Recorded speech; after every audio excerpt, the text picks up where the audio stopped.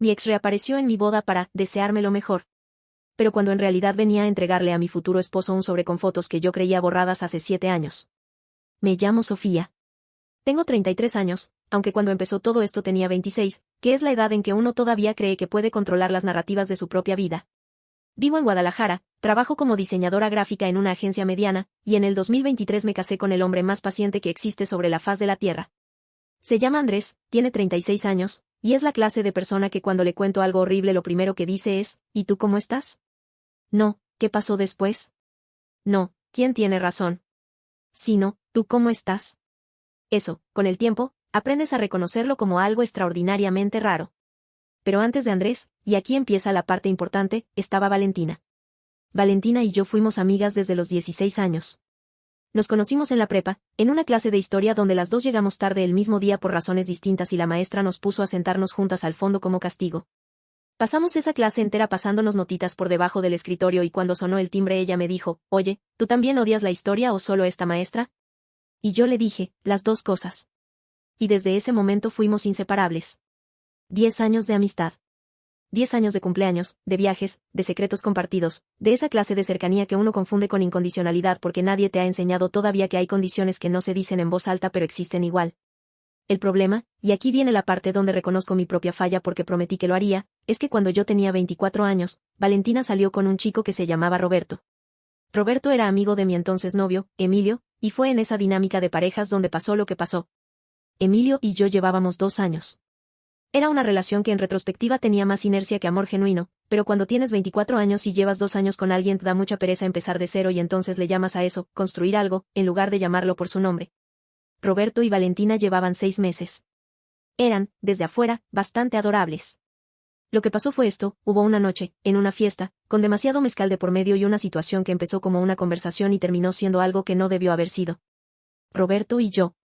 Una sola vez. 1 hora.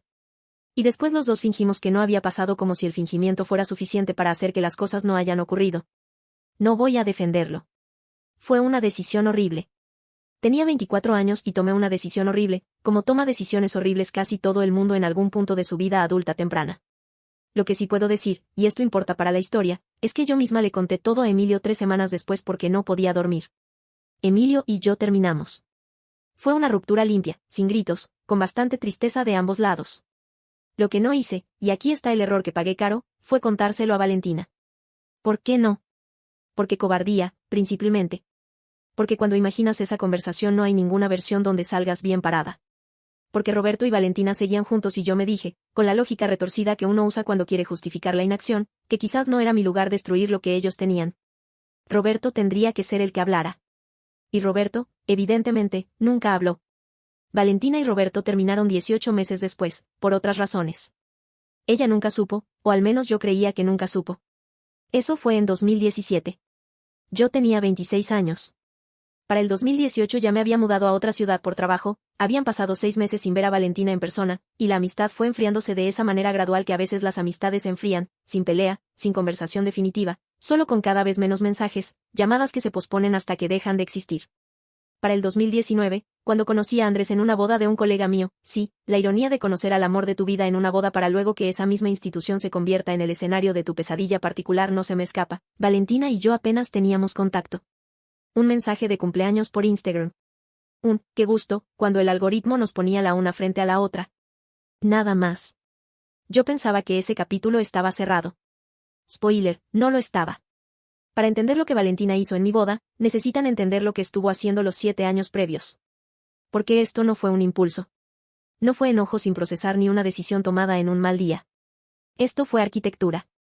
Y yo, que estudié diseño y sé lo que es construir algo con intención, no puedo más que reconocer, con una mezcla de horror y admiración involuntaria, que Valentina fue metódica. Empecemos por las fotos. En 2016, Emilio y yo fuimos de viaje a Puerto Vallarta. Fue en ese viaje, específicamente, donde se tomaron ciertas fotos. No voy a entrar en detalles porque esto es YouTube y porque tampoco creo que los detalles sean lo más relevante. Lo que sí necesitan saber es que esas fotos existieron, que existieron en el teléfono de Emilio, y que en 2017, cuando Emilio y yo terminamos, yo le pedí específicamente que las borrara y él me dijo que sí lo había hecho. ¿Las borró? Obviamente no completamente. Porque existe la nube. Existe la papelera de eliminados que guarda cosas durante 30 días y que no todo el mundo vacía. Existen los respaldos automáticos que hacen los teléfonos sin preguntarte. Y existe, aparentemente, la posibilidad de que en algún momento entre 2017 y 2023 esas fotos hayan viajado desde el teléfono de Emilio hasta las manos de alguien más. ¿Cómo llegaron a Valentina?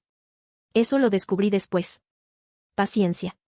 Lo que sí sé es que en algún momento de 2019, unos meses después de que yo empezara a salir con Andrés, que no creo que sea coincidencia, Valentina se reencontró con Emilio. No sé si fue planeado o accidental. Lo que sí sé es que se vieron al menos 3 veces porque una amiga común, Pilar, me lo mencionó de pasada en una conversación ese mismo año, sin saber que esa información era relevante. Vi a Valentina con Emilio el otro día, me dijo Pilar. ¿Siguen siendo amigos? No sé, le dije yo. Y no mentía. No sabía nada. Lo que ahora entiendo es que esas reuniones fueron el momento en que se transfirieron las fotos. No como amenaza directa todavía. Como colección. Como archivo. Como munición guardada en una caja que todavía no tenía destinatario claro. Durante los 4 años siguientes, Valentina y yo no tuvimos prácticamente ningún contacto significativo. Ella vivía en la Ciudad de México. Yo en Guadalajara. Nuestro único punto de conexión era ese rastro digital superficial de redes sociales donde una ve las fotos de la otra y siente esa mezcla particular de curiosidad y distancia que tienen las amistades que se enfriaron sin resolverse. Yo seguía su vida en Instagram como quien sigue una serie que ya no le apasiona pero tampoco deja de ver. La vi cambiar de trabajo 2 veces. La vi en viajes. La vi en fotos con amigos que yo no conocía. La vi, en 2021, en una historia que duró 24 horas donde salía con un chico y se veía genuinamente feliz, y recuerdo que pensé, qué bien, Valentina está bien. En 2022, Andrés me propuso matrimonio. Fue en un restaurante pequeño en Tlaquepaque, con un anillo que él había diseñado junto con una joyera local porque, como dije, es el hombre más considerado que existe. Yo lloré. Él lloró un poco también aunque después lo niega.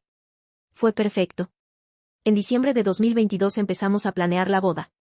Y aquí, este es el momento que necesitan marcar, fue cuando cometí el error que Valentina estaba esperando. Andrés tiene una madre. Se llama Gloria. Gloria es una mujer de 62 años que en el fondo es buena persona pero que tiene un problema específico, no puede ver una lista sin querer agregar nombres a ella. La lista de invitados fue una negociación que duró aproximadamente 3 meses y que en algún punto dejó de ser sobre lo que Andrés y yo queríamos y se convirtió en un ejercicio de resistencia diplomática. Gloria quería invitar a 180 personas. Yo quería 80. Llegamos a un acuerdo en 110, que ya me parecía demasiado, pero en este tipo de compromisos uno aprende a elegir sus batallas. Lo que yo no supe, hasta mucho después, es que Gloria también conocía a Valentina. ¿Cómo? Por una cadena de conexiones que en México siempre existe y que nunca debería subestimarse. Gloria tenía una prima. Esa prima tenía una amiga. Esa amiga era vecina de la madre de Valentina en la colonia donde crecieron. En algún momento, en alguna reunión de esas que tienen las señoras de cierta generación, Gloria había conocido a Valentina y había desarrollado la opinión de que era una chica encantadora. ¿Cuándo exactamente se enteró Valentina de mi boda? No lo sé con certeza. Lo que sí sé es que en marzo de 2023, 4 meses antes de la ceremonia, alguien le comentó a Gloria que una amiga de Sofía estaba en la ciudad y preguntó si podía incluirla en la lista. Gloria, con toda la inocencia del mundo, dijo que sí. Nadie me preguntó. Nadie pensó que era necesario preguntarme. La invitación llegó a Valentina. Valentina confirmó su asistencia. Y yo, mientras tanto, estaba eligiendo servilletas de lino y probando opciones de menú sin tener absolutamente ninguna idea de lo que se estaba armando. Porque Valentina no solo confirmó su asistencia. Valentina imprimió las fotos. Sé esto porque después, mucho después de que todo ocurrió, encontré el recibo de una imprenta en la Ciudad de México, con fecha de mayo de 2023, 2 meses antes de la boda. Impresiones en papel fotográfico, formato 13x18, 4 copias de cada imagen. No las imprimió una sola vez como quien toma una decisión impulsiva. Las imprimió 2 meses antes. Las guardó. Las llevó el día de la boda en un sobremanila que cerró con cinta adhesiva doble y que metió en una cartera que era, y esto es el detalle que me persigue, absolutamente nueva. Comprada específicamente para la ocasión. Piénsenlo. Valentina compró una cartera nueva para poder llevar el sobre con las fotos de mi boda. El nivel de preparación logística involucrado en eso me parece, honestamente, terrorífico y absurdo a partes iguales. ¿Por qué lo hizo? Eso es lo que me pregunté durante mucho tiempo. Y la respuesta más honesta que encontré, la que tiene más sentido cuando uno pone todo junto, es que Valentina nunca procesó lo que pasó en 2016. No lo procesó cuando Roberto y ella terminaron. No lo procesó cuando Emilio se lo contó, si es que se lo contó explícitamente o si simplemente le mostró las fotos sin contexto. Lo cargó. Lo fue guardando. Y cuando apareció en su vida la oportunidad de hacer daño de la manera más efectiva posible, la tomó. No lo justifico. Entiendo de dónde viene, que no es lo mismo que justificarlo. Lo que todavía no entiendo, y esto me lo preguntaron mucho en los comentarios cuando conté esto la primera vez, es cómo pensaba que iba a salir bien parada de eso. Presentarte en la boda de alguien con fotos comprometedoras para dárselas al novio no es una jugada que tenga final feliz para nadie, incluyendo para la persona que la ejecuta. Y sin embargo, a veces la gente no está buscando salir bien parada. A veces la gente solo quiere ver el incendio. Eso fue lo que Valentina quería ver. Y por poco lo consigue. El 15 de julio de 2023 fue mi boda. Hacienda Los Sabinos, en los alrededores de Guadalajara, ceremonia a las 6 de la tarde, recepción hasta las 2 de la madrugada. El clima era perfecto. El vestido era exactamente lo que yo quería. Andrés llegó a la ceremonia con los ojos ya rojos porque es el tipo de persona que llora en las películas y claramente también en las bodas, incluyendo la suya propia. Todo iba bien. Todo iba exactamente como uno imagina que van a ir estas cosas cuando lleva 1 año y medio planeándolas. Lo que yo no sabía es que Valentina llevaba en su cartera, esa cartera nueva, un sobre desde el momento en que llegó. Sé que llegó a las 5:40 de la tarde porque hay un video del fotógrafo, uno de esos reels del antes de la ceremonia, donde captura a los invitados llegando, y en el minuto 2:17 aparece Valentina, de azul, caminando por la entrada de piedra de la hacienda con esa cartera colgada del hombro. Vi ese video 3 semanas después de la boda. Cuando llegué al minuto 2:17 tuve que pausar y respirar. La ceremonia fue preciosa. De verdad. No voy a dejar que lo que pasó después me quite eso. Andrés y yo nos dijimos lo que nos dijimos, que fue sincero y fue nuestro, y los 110 invitados aplaudieron y todo fue exactamente lo que debía ser. El problema empezó durante la recepción. Específicamente durante el momento en que Andrés y yo nos separamos por primera vez para saludar a distintos grupos de invitados. Yo me fui con mis amigas y la familia de mi lado. Andrés se quedó con los suyos. Valentina eligió ese momento. Lo que sé de lo que pasó en los siguientes 15 minutos lo reconstruí después, a partir de lo que me contó Andrés, lo que vio una de las meseras, y lo que le contó a Andrés la propia Gloria, que fue testigo de parte de la escena. Valentina se acercó a la mesa donde estaba la madre de Andrés. Gloria, que la conocía y la había invitado, la saludó con afecto. Hablaron 2 o 3 minutos de cosas triviales. Y entonces Valentina sacó el sobre de la cartera y se lo entregó a Gloria. No a Andrés. A su madre. Esto, necesito que lo entiendan, fue deliberado y quirúrgico.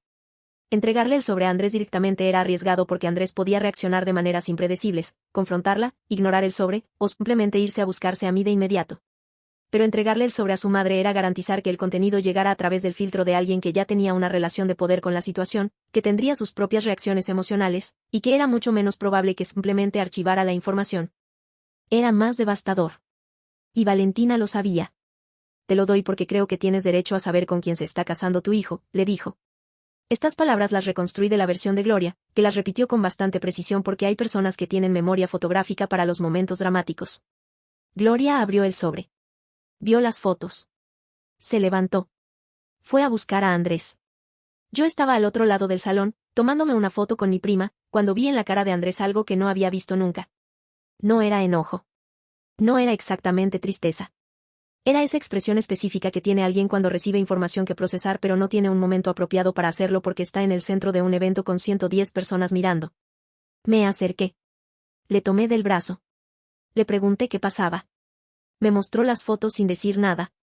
Y aquí viene la parte que me cuesta describir porque no es el tipo de momento que se puede reducir bien a palabras, ver algo que creías eliminado del mundo, algo de lo que no queda registro, algo que pertenece a una versión de ti misma que ya no existe, impreso en papel fotográfico satinado en 13x18 en el día de tu boda, sostenido por las manos de tu esposo recién casado, habíamos firmado 3 horas antes, es una experiencia para la que no hay preparación posible. Sentí que el piso se movía. No metafóricamente. Sentí físicamente que algo debajo de mí era menos sólido de lo que había sido 10 segundos antes. Andrés me dijo, con esa voz tranquila que me sigue sorprendiendo hasta hoy, necesito que me cuentes qué es esto. ¿Quién te lo dio?, le pregunté. Señaló hacia la mesa donde estaba Gloria. Y junto a Gloria, todavía de pie, con una expresión que no puedo describir más que como de expectativa, estaba Valentina. La vi a los ojos desde el otro lado del salón. Ella no se movió. No se fue. Se quedó ahí parada, esperando ver qué pasaba. Porque eso era lo que quería ver. Voy a ser completamente honesta sobre lo que pensé en ese momento, que es lo siguiente: quería salir corriendo. Quería encontrar a Valentina, decirle exactamente lo que pensaba de ella con un vocabulario que no voy a reproducir aquí, y probablemente hacer una escena que habría confirmado todo lo que ella vino a provocar. ¿Por qué no lo hice? Porque Andrés me tomó la mano. No me dijo nada. Solo me tomó la mano. Y ese gesto, esa presión específica de sus dedos en los míos, fue suficiente para recordarme que este día no era solo mío. Era de los dos. Y Valentina ya había tomado suficiente. Así que lo que hice fue esto, y escúchenme bien porque esto es lo importante. Le dije a Andrés, ya sé lo que es. Déjame explicarte todo esta noche, en privado. Ahora mismo, lo que necesito de ti es que confíes en mí 10 minutos. Andrés me miró. Asintió. Guardó las fotos en el bolsillo interior de su saco. Y yo fui a hablar con Valentina. Atravesé el salón sin prisa. Con esa clase de calma que no es tranquilidad real sino control consciente, el tipo de calma que se activa cuando uno sabe que tiene audiencia y que cualquier cosa que haga en los próximos 5 minutos va a ser recordada y repetida por las 110 personas presentes. Valentina me vio venir. Algo en su expresión cambió. No mucho. Pero lo suficiente para que yo notara que no había esperado esta versión de la situación. Había esperado lágrimas, quizás. Gritos, posiblemente. No esta caminata tranquila de alguien que ya tomó una decisión. Gloria intentó decir algo. Yo le pedí, con mucha educación, que nos diera un momento. Me paré frente a Valentina.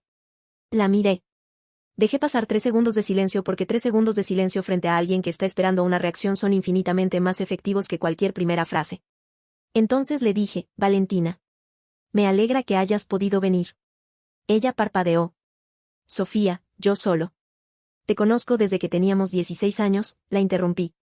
Y en 20 años no me acuerdo de haberte visto hacer algo con tanto esfuerzo para que saliera tan mal. Silencio. Las fotos no van a cambiar nada, continué. Porque yo le conté a Andrés lo que pasó en 2016 hace 4 años, cuando llevábamos 3 meses juntos. Así que lo que acabas de entregarle a su madre son fotos que él ya sabe que existen. De una situación que él ya conoce. Y que él ya decidió, hace 4 años, que no cambiaba nada para él. Esto, debo aclararlo, era completamente verdad.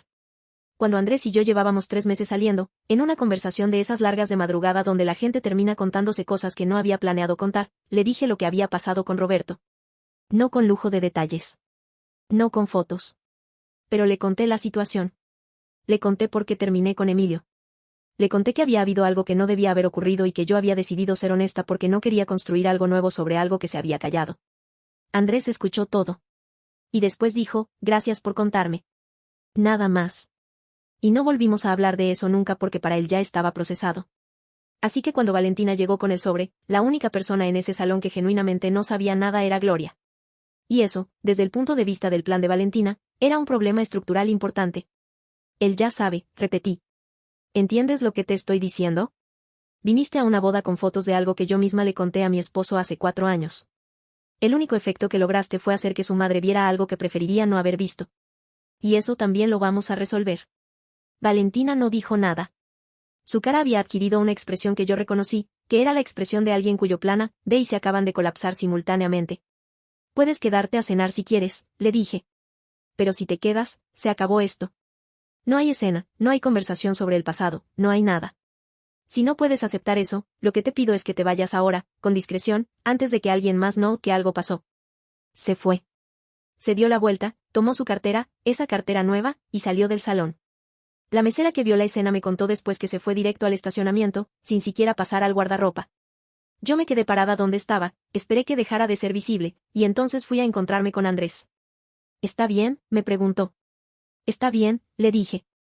Pero necesitamos hablar con tu mamá. Hablar con Gloria fue, honestamente, la conversación más incómoda de toda esa noche. Porque Gloria es una buena persona que tomó una decisión sin información completa y que terminó siendo instrumento de algo que no comprendía del todo. Le expliqué, con cuidado y sin entrar en detalles que no necesitaba conocer, que Andrés sabía todo desde antes, que la situación estaba resuelta entre nosotros, y que lo que había ocurrido esa tarde no era responsabilidad suya. Gloria estuvo callada mucho tiempo. Después me pidió perdón. Y yo le dije que no tenía nada que perdonarle. La cena siguió. El pastel se cortó. Bailamos. Fueron las 2 de la madrugada y la gente se fue. Andrés y yo nos fuimos al cuarto de la hacienda que habíamos reservado. Y esa noche, antes de dormir, hablamos durante 2 horas sobre todo, sobre las fotos, sobre Valentina, sobre lo que habíamos sentido en esos 15 minutos, sobre lo que significaba que alguien hubiera guardado 7 años de enojo para este momento. ¿Estás bien?, me preguntó Andrés al final.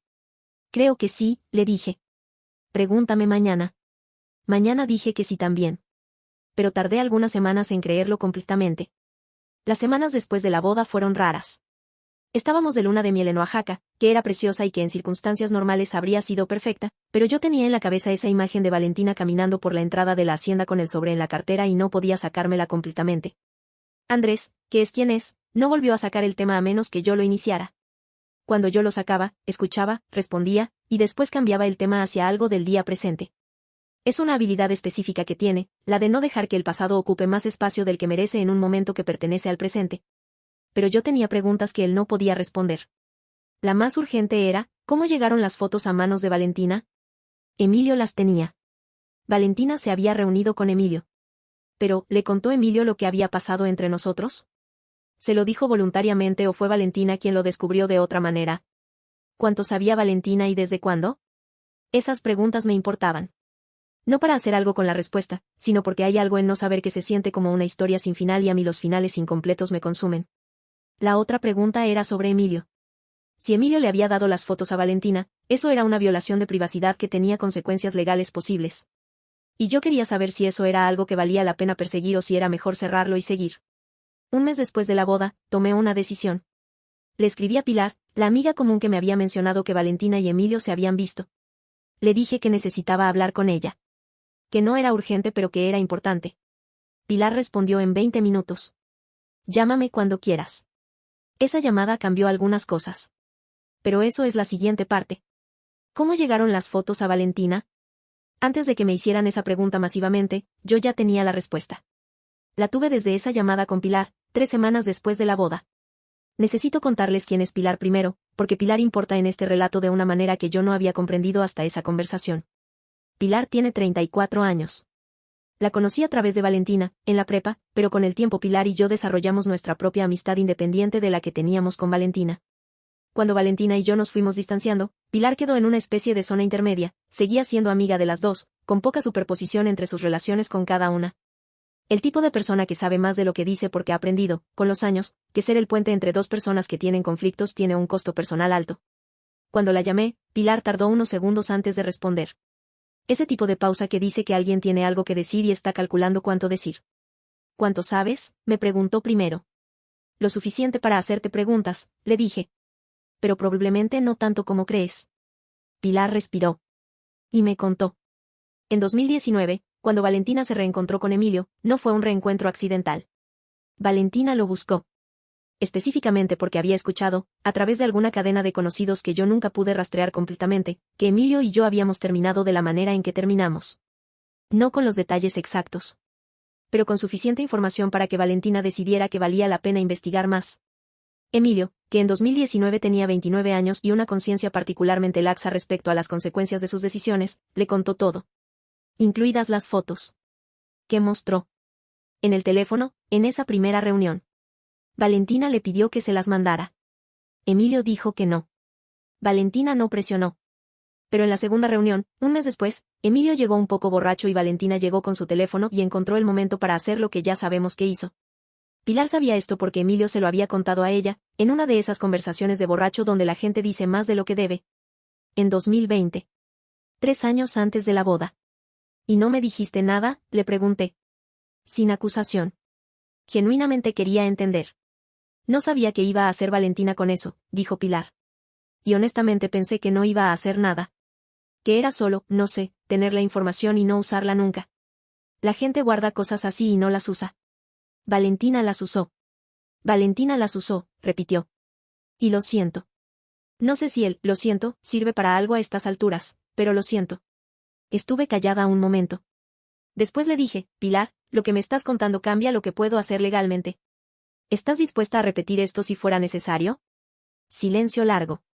Sí, dijo finalmente. Sí, estoy dispuesta. Esa llamada duró 1 hora 40 minutos. Cuando colgué, le conté todo a Andrés. Andrés escuchó, procesó, y dijo exactamente lo que yo necesitaba escuchar. ¿Qué quieres hacer? Lo que yo quería hacer tenía 2 partes.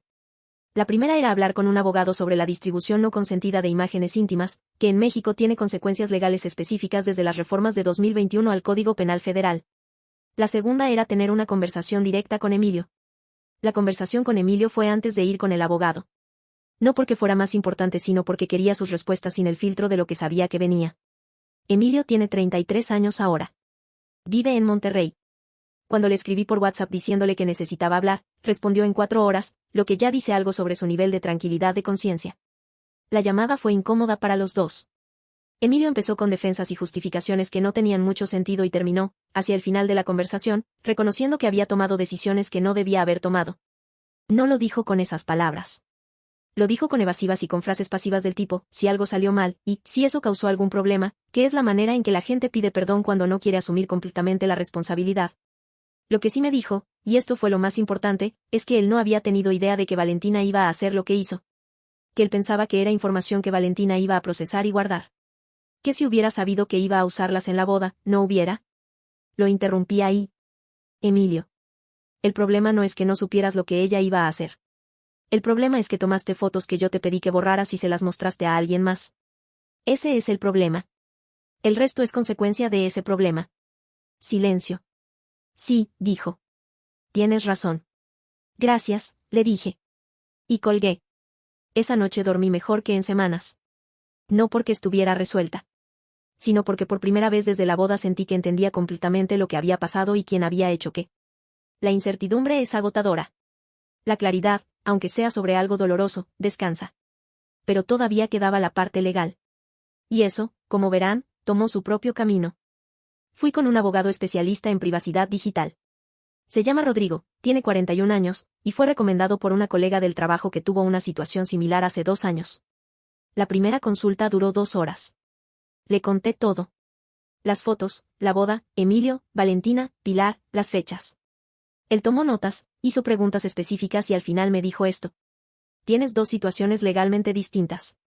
La primera es contra Emilio, por retención y transferencia no consentida de imágenes íntimas. La segunda es contra Valentina, por la exhibición de esas imágenes a terceros sin tu consentimiento. Las 2 tienen base legal. La pregunta es cuál quieres perseguir, en qué orden, y qué resultado estás buscando. Eso último era importante. ¿Qué resultado buscaba yo? No buscaba dinero. No es que no estuviera enojada, es que el dinero no era lo que necesitaba de esto. Lo que buscaba era algo más difuso y más concreto al mismo tiempo, que hubiera consecuencias. Que lo que Valentina hizo no fuera gratuito. Que existiera en algún registro oficial que esto ocurrió y que no estuvo bien. Rodrigo me explicó que la ruta más directa era una denuncia penal contra Valentina por la exhibición de las imágenes, bajo el artículo 199 quintus del Código Penal Federal, que fue reformado en 2021 específicamente para cubrir casos de distribución no consentida de contenido íntimo. La pena puede ir de 3 a 6 años de prisión, más multas. ¿Quiero que vaya a la cárcel?, le pregunté en voz alta, no exactamente como pregunta hacia él sino como pensamiento que se me escapó. Eso no tienes que decidirlo ahora, dijo Rodrigo. Decidir presentar la denuncia no determina el resultado. El resultado lo determina el proceso. Andrés y yo hablamos durante varios días sobre si presentar la denuncia o no. Fue una conversación larga y honesta donde los dos tuvimos que ser claros sobre qué buscábamos y qué estábamos dispuestos a invertir en términos de tiempo, energía emocional y exposición. La conclusión a la que llegamos fue la siguiente: íbamos a presentar la denuncia. No porque quisiéramos destruir la vida de Valentina, sino porque no hacerlo era equivalente a decir que lo que hizo no tenía consecuencias. Y eso no era algo con lo que pudiéramos vivir cómodamente. La denuncia se presentó en septiembre de 2023, 2 meses después de la boda. Rodrigo también redactó una carta para Emilio, no una denuncia penal, por ahora, que detallaba sus responsabilidades legales y que básicamente decía: sabemos lo que hiciste, tienes opciones, y la mejor opción es cooperar si el proceso llega a necesitar tu cooperación. Emilio respondió a esa carta a través de un abogado propio, lo que dice que la tomó en serio. ¿Qué pasó con la denuncia contra Valentina? Les cuento lo que sé hasta ahora. El proceso se inició formalmente. Valentina fue notificada. Buscó abogado. El caso está en etapa de investigación, que en el sistema mexicano puede ser lento pero que avanza. Pilar dio su declaración como testigo, lo cual no fue fácil para ella y por lo que le estoy genuinamente agradecida. Lo más interesante, y lo que no esperaba, fue la reacción de Valentina cuando fue notificada. No fue negación. Fue, según me contó Rodrigo después de hablar con el abogado de ella, algo más parecido a: sí lo hice, pero tenía razones. Eso, legalmente, es una posición difícil de sostener. Tener razones para algo no es una defensa válida para la distribución no consentida de imágenes íntimas. El derecho a la privacidad no tiene excepción por «tenía razones». ¿Cómo me siento yo con todo esto? Hay días donde me siento bien. Días donde pienso que hice lo correcto, que puse un límite que merecía ponerse, que elegí no dejar que lo que ocurrió fuera gratuito para nadie involucrado. Y hay días donde pienso en los 16 años de Valentina y los míos, en las notitas de historia que nos pasábamos por debajo del escritorio, y siento algo que no es exactamente tristeza pero que tampoco es otra cosa. 20 años de historia tienen peso. Y el peso no desaparece aunque la persona que lo compartió contigo haya tomado decisiones que no tienen defensa. Eso es lo que hay, de momento. Cuando uno empieza a contar una historia así, con la ingenuidad de quien cree que las historias tienen finales claros, no anticipa que el final real es mucho más tranquilo de lo que imaginaba. No hay momento cinematográfico. No hay confrontación final con música de fondo. Hay, en cambio, una mañana ordinaria donde te llega un mensaje de tu abogado que dice que el proceso llegó a una resolución y que piensas, ya. Eso fue hace 3 semanas. El caso llegó a un acuerdo reparatorio, que en el sistema penal mexicano es una figura que permite resolver ciertos delitos sin llegar a juicio, con condiciones pactadas entre las partes. El acuerdo incluye una carta formal de reconocimiento de responsabilidad firmada por Valentina, el pago de una cantidad económica que prefiero no especificar pero que fue suficiente para cubrir los honorarios de Rodrigo con algo sobrando, y la destrucción certificada de cualquier copia de las imágenes que todavía pudiera existir en su poder. La carta de reconocimiento de responsabilidad existe. La tengo. Está fechada, firmada, notariada. Dice, en términos legales precisos pero inequívocos, que Valentina tomó y exhibió imágenes de carácter íntimo sin mi consentimiento, que ese acto causó daño, y que reconoce su responsabilidad en ello. ¿La leí? Sí. ¿La releí? También. ¿Me hizo sentir bien? No exactamente. Me hizo sentir cerrado. Que no es lo mismo pero que, con el tiempo, me parece suficiente. Con Emilio, la situación llegó a su propio acuerdo separado, más informal pero igualmente definitivo, una conversación de teléfono donde él reconoció explícitamente lo que hizo, donde yo dije lo que tenía que decir, y donde ambos llegamos a algo que no es exactamente perdón pero que tampoco es guerra activa. Es, supongo, el tipo de tregua tácita que existe entre personas que se hicieron daño sin querer necesariamente destruirse. Quiero saber cómo está Valentina. Sí y no. Pilar me ha dicho, sin entrar en detalles, que el proceso fue difícil para ella. Que tuvo que contarle a su familia lo que había hecho. Que eso tuvo consecuencias en varias de sus relaciones. No me alegro de eso específicamente. Me alegro de que lo que hizo no fue gratuito. Esa es una distinción que me importa mantener clara. ¿Y Andrés y yo? Andrés y yo estamos bien. Estamos más que bien. Hay algo que pasa cuando una pareja atraviesa algo así en los primeros meses de matrimonio, o te separa o te acerca de una manera que los buenos momentos solos no logran. A nosotros nos acercó. Vimos cómo cada uno reacciona bajo presión, vimos que las decisiones que tomamos coincidieron sin que tuviéramos que convencernos el uno al otro, vimos que la confianza que habíamos construido fue exactamente tan sólida como creíamos que era. Eso no lo dice Valentina en su carta de responsabilidad. Pero es, quizás, el resultado más importante de todo esto. ¿Qué aprendí? No voy a hacer lista porque las listas de aprendizajes al final de las historias difíciles me parecen artificiales. Lo que sí puedo decir es esto. Las cosas que callamos no desaparecen. Valentina cargó algo durante 7 años que la fue comiendo desde adentro hasta que encontró la manera de sacarlo de la peor forma posible. Yo callé algo en 2016 que protegía mi comodidad a costa de la suya. Las dos tomamos decisiones de las que hay que hacerse cargo.